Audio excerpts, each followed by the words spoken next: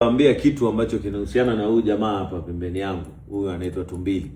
Nataka niwasimulie story kuhusiana na Nairobi, Dar es Salaam na Kampala.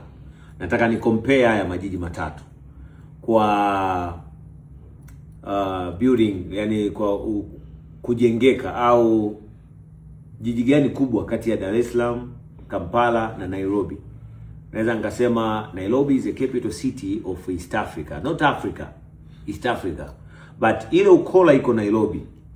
Nataka nikushow.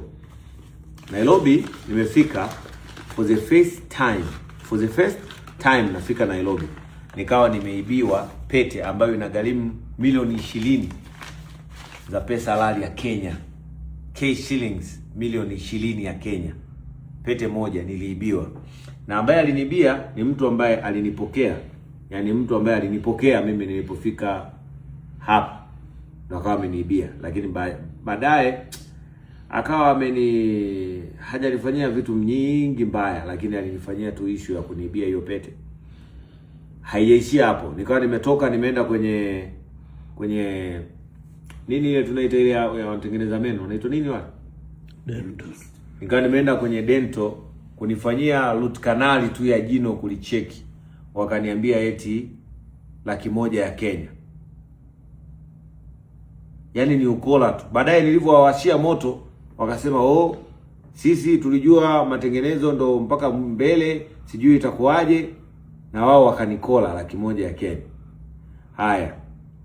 This time nimekuja, kuna mtu tena akawa anataka aibe pete yangu. Lakini baada ya kuiba mimi sasa hivi nilikuwa nimeenda kuweka ushirikina. Hii pete ikakatika. Ikamuumbua. Ikawa imemchoma kwenye hapa. Sijasema ni tumbili, lakini msije mkawa mnadhani tumbili, sio tumbili.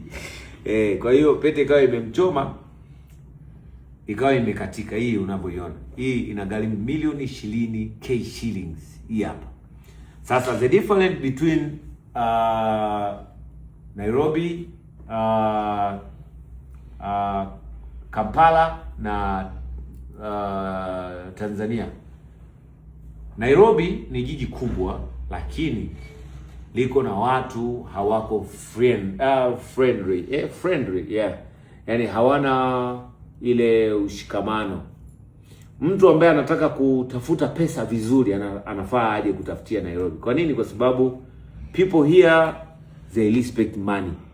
So if you don't have money, they are not going to respect you. Yaani hawawezi kwenda kuheshimu wala hawawezi kukupa thamani yoyote.